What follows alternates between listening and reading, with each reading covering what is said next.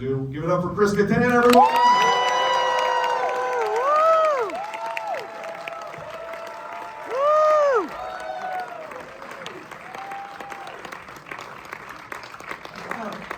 Hello, wasn't that fun? Yeah. Yeah, that was a blast. I haven't seen it since the premiere, believe it or not. That was a 35 millimeter print from Paramount, so it's pretty cool to see it that way. What was it like for you watching this movie with this audience tonight? Well, I was surprised at how much the comedy lasted. You know, it wasn't. I think it grew on me. It's funnier now than when I first saw it. You know, because I was more involved in the filming of it and thinking about the editing and all that stuff in that process. But you know, it still holds up. You know, surprisingly. Before this became a movie, this started as on SNL as a sketch, but it started before that. Can you talk about the origins of the Roxbury brothers and all that? Yeah, well, it was Will Ferrell and I were groundlings. I'm sure you guys know the groundlings, and we started the Roxbury guys there first. We were just the two of us. And all we did was bop our heads. And then a girl entered a bar, and then we just bopped her back and forth, and that was the sketch. And it remained on the stage for a while, and when I got on SNL, we did it on SNL together. And then what really blew it up was when one of the head writers, Fred Wolf, when Jim Carrey was hosting, and they said, "Why don't you add a third guy?" And that's when it blew up like crazy. And Paramount was like, "I think you got to make a movie out of these guys." And Amy Heckerling, the producer of this, is she made it happen as well. So they made a movie out of it, and all of a sudden it was a movie. But what's so funny is that we never spoke. In the sketch, we never talked. So we're like, we have to make an hour-and-a-half movie, and shit, we have to talk? We never knew what to do. So our first meeting at Paramount was with Jonathan Goldwyn at the time. And he says, "So what do these guys sound like?" We're like, Will was like, "What's up?" And I was like, "What's up with you?" And he was like, "Ah, hilarious!" That was good enough for him. But he trusted Lorne with comedy, and that's what was so great about Amy and Paramount, is they let us be creative, and they trusted our chemistry, and the basis of this comedy is the love that the two brothers had for each other. You know, and that's really important. That's what made that movie go and continue and work. You know, I think that was the backbone of the film. You know, I think that was really important. And Will and I had an instant communication. We had great chemistry every time we performed together. So there was that love that we had for each other. And it came through, you know. Now, taking the sketch and moving it over to a motion picture, can you talk about where on the screenplay is written by you and Will Ferrell and Steve Carell? Steve Corrin, yeah. He wrote Bruce Almighty and a few other things. And yeah, we wrote it while we were doing SNL. So we would, Tuesday night was writer's night. Then Lauren got us a room at the Four Seasons, so we'd go there and write at night. And then Thursday night we wrote the script as well. So we're doing the show and the film, writing it as well. But they trusted us. We already went over, it was gonna be, would it be in New York, would it be in Beverly Hills? Originally it was gonna be New York, like Saturday Night Fever. But then it became Beverly Hills, and that's what Amy wanted. So it stayed that way. But you know, once we finished the script, we handed it in, and the studio was happy with it. Everybody was very happy with it. There was room to improvise, which is always important, and ad lib, like the like that stuff, you know. And I think the Broke the Window Again was an ad lib. You know, a lot of that stuff was ad libs. But we just, yeah, that was the process. We shot it in the summer, and I don't know if you noticed too, we had some friends of ours for the Groundlings. There are cameos. Jennifer Coolidge was Holly Kong. And Eva Mendes, she auditioned and she was in it. And so, yeah, it was just, I was just surprised how fast it moved, you know, and how funny it was. Now, at what point did What Is Love become the song? Like, from the sketches all the way through? Like, how did you guys land on that? I happen to have bad taste in music.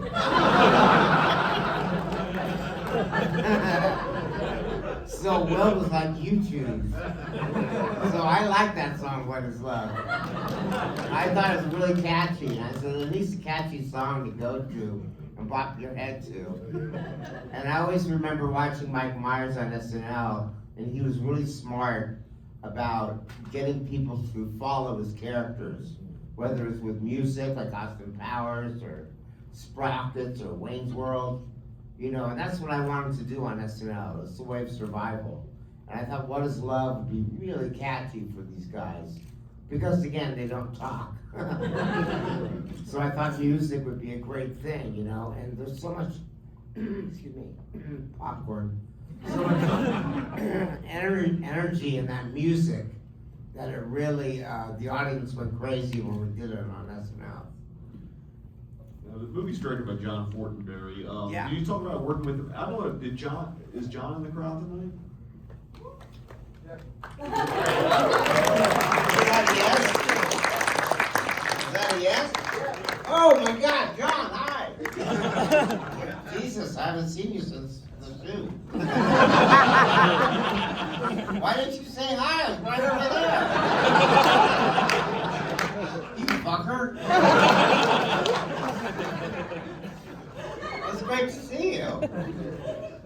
Yeah, John did a fantastic job.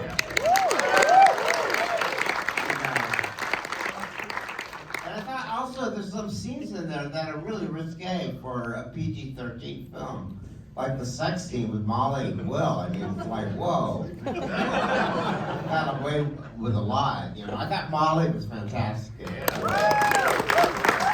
we all kind of got our start. This was our first baby. This is what made us go from sketch to film, you know. So we had to be human beings and then be funny, you know. That was the most important thing for Molly, Will, and I, mostly, you know. Now, working on the film, obviously comedies have to be tight and stuff. And Yeah. This is a really, really tight 82 minutes. Yeah, which yeah. just moves along. Was there anything that you remember shooting that didn't end up, or like you kind of changed? There along the wasn't way? any big chunky scenes, I think. John might be able to remind me, but I think he was just trimming it for the timing. And I think, you know, John and Amy, they did some really good cutting and editing of the film to make it move fast. You know, there wasn't any downtime. A lot of comedies have dips and, you know, lows, and you get bored, and this just moved. It moved really fast, you know. I think and that was important. Plus, studios back then, they still do it, I think. They want movies to play about an hour and a half and no further. That way they got more play time so they can make more money. You know, at the end of the day, planes. Chris, I don't know, do you want to open up to the audience for some questions? Sure, yeah, that'd be great. All right, who's got some questions? Right there. Do you have a favorite memory from the film that you always think about? I think I liked, one of my favorite scenes was throwing the plants into the van. Because I kept missing, hitting the door. So that was kind of fun. I like doing that. Finding little things that weren't in the script to do that my character would do in that situation. That was always fun for me. You know, I like that. There's quite a few things, you know. Mostly a lot of the ad-libbing stuff with Will was really great, because that wasn't on paper, you know, and that was just made up at the moment. You know, I thought that was fantastic. There's nothing better than chemistry, you know. Yeah. Anyone else? Right there. Like the show, was there any consideration to adding a third person into the movie like the show was? You know, I think we talked about it, but I think it just fell back on us. I think it would be a little pricey to pay Jim Carrey $20 million. But that would be the wish. If we did a second one, which you never know, we would have Jim Carrey in it. I think that'd be great. We have an idea about it anyway. But yeah, I think it'd be great. But you know, I also got to thank American Cinematheque and the volunteers tonight. And Matt Dugan for putting this together. It's just really special that this happened, you know. In the back right there.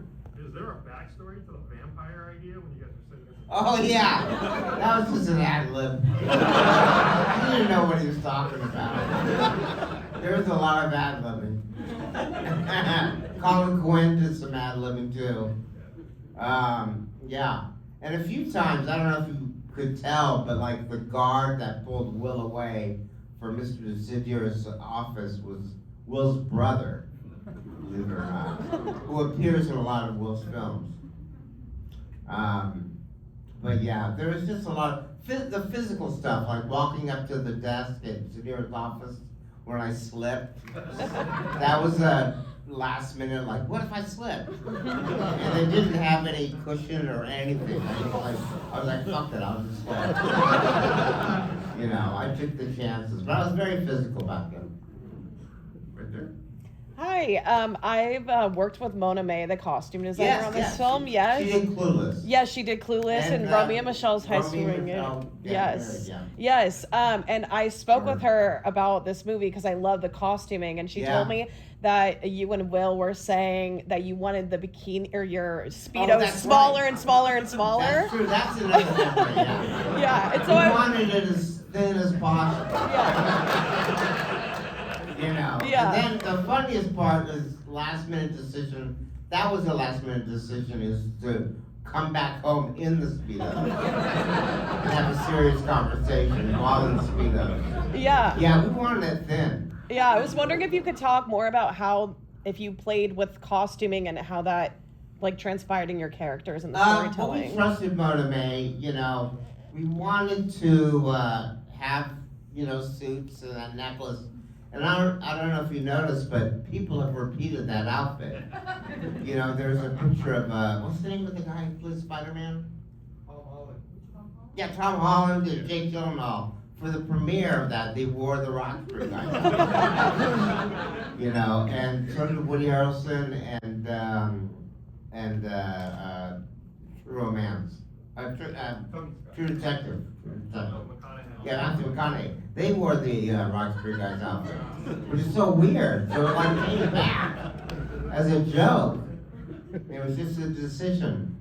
But Mona May was great at capturing, you know, costumes, especially for those party scenes, you know. Yeah. That's a lot of work, and she just organized that well.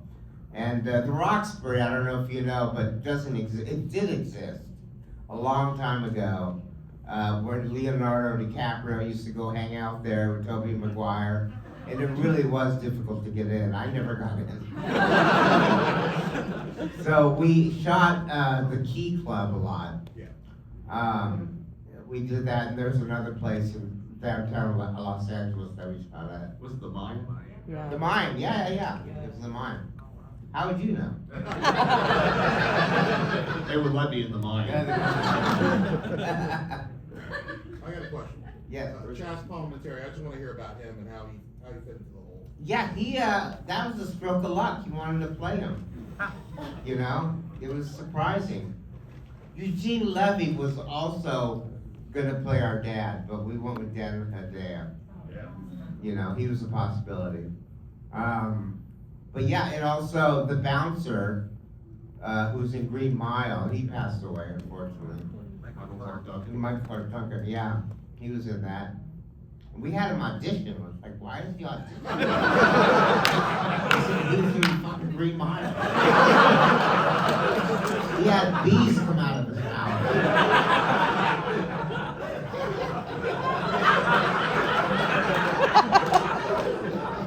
Doesn't need no audition. See a hand in the back there.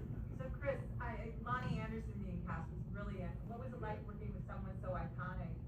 Oh, that was great. That was really cool. I mean, everyone had a crush on her at the time too. Like Suzanne Summers or, that kind of thing. She was so sweet, so cool, and making fun of her, plastic surgery. Not too many people would do that. But she was fantastic to work with, and she was such a good contrast with Dan Hedaya, kind of being oblivious, and the choice of the two brothers, loving her and complimenting her.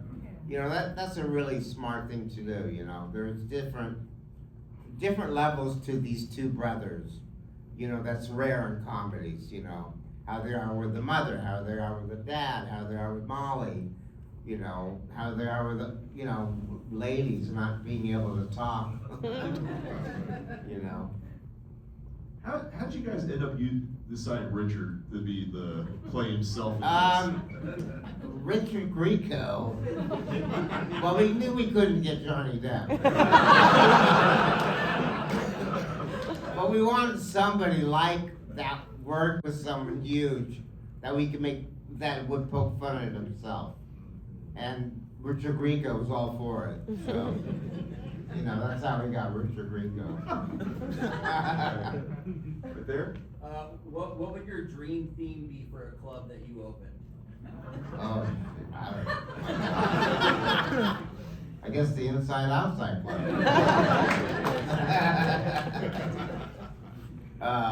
Yeah. All right, I think we got time for one more. Yeah, sure. Anyone? Right there. Were there any other iterations of the script, different stories that you had going on before you kind of landed on the one that you had with the brothers? I know you mentioned that it took place in New York, but was there any other ways the story went before you landed on this one?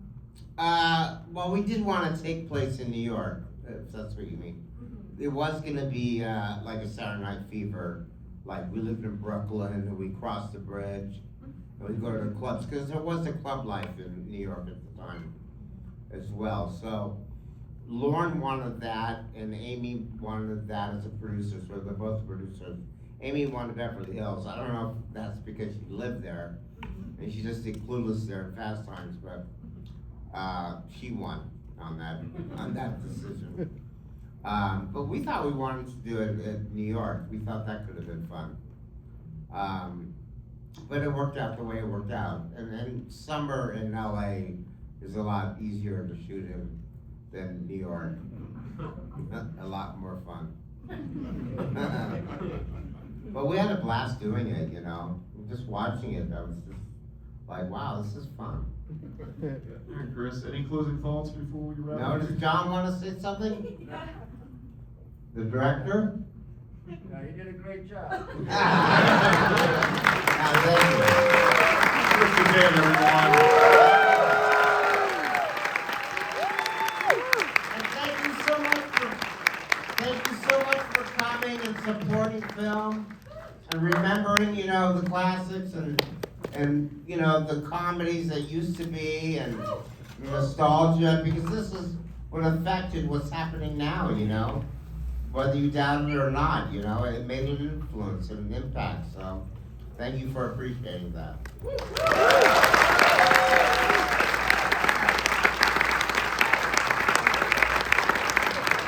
And thank you for coming. I hope your car didn't get towed.